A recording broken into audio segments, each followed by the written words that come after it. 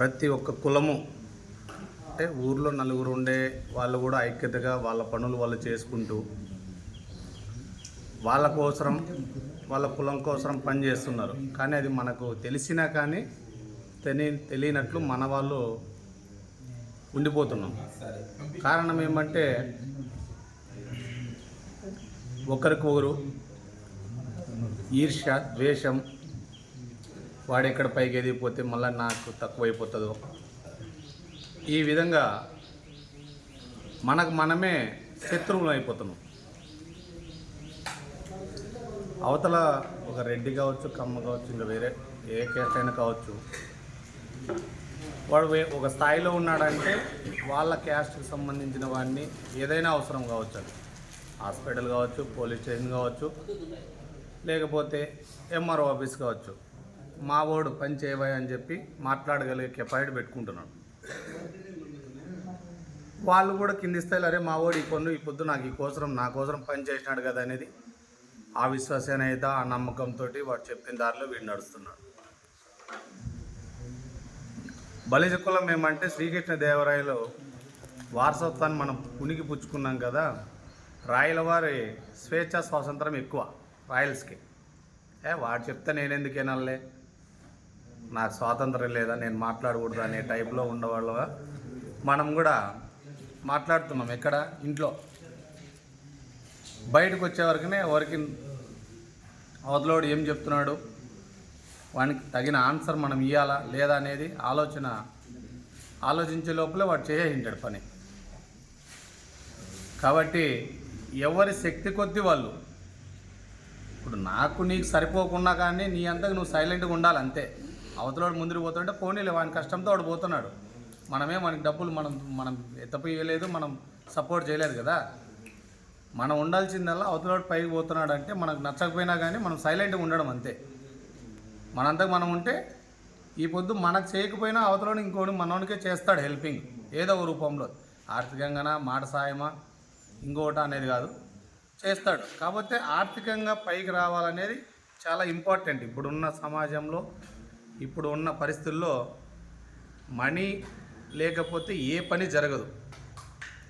Money లేకపోయినప్పటికీ కొందరి మాట చెల్లుబాటు అవుతుంది. ఆ మాట దానికైనా సహాయం చేయాలి.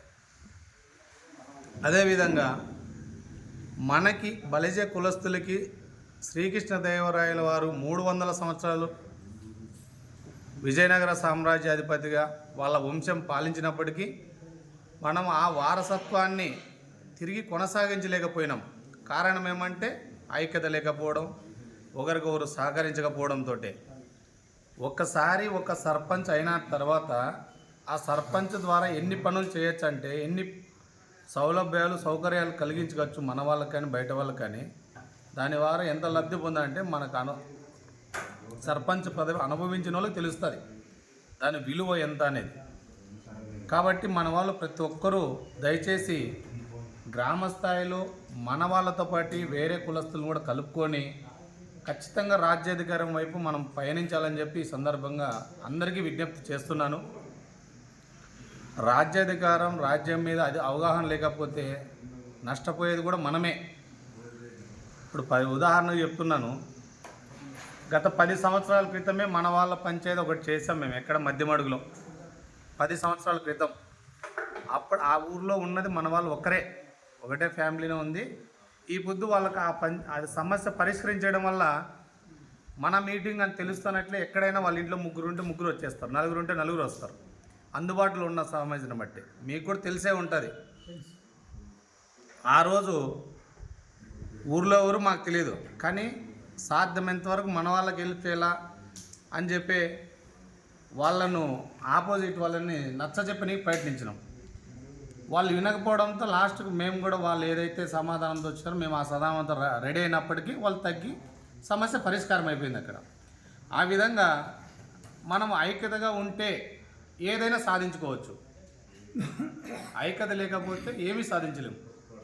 ఇప్పుడు సంఘాలు అధ్యక్షుడిగా ఉన్నప్పటికీ అధ్యక్షుడు అనేవని చాలా బాధ్యతలు ఉంటాయి.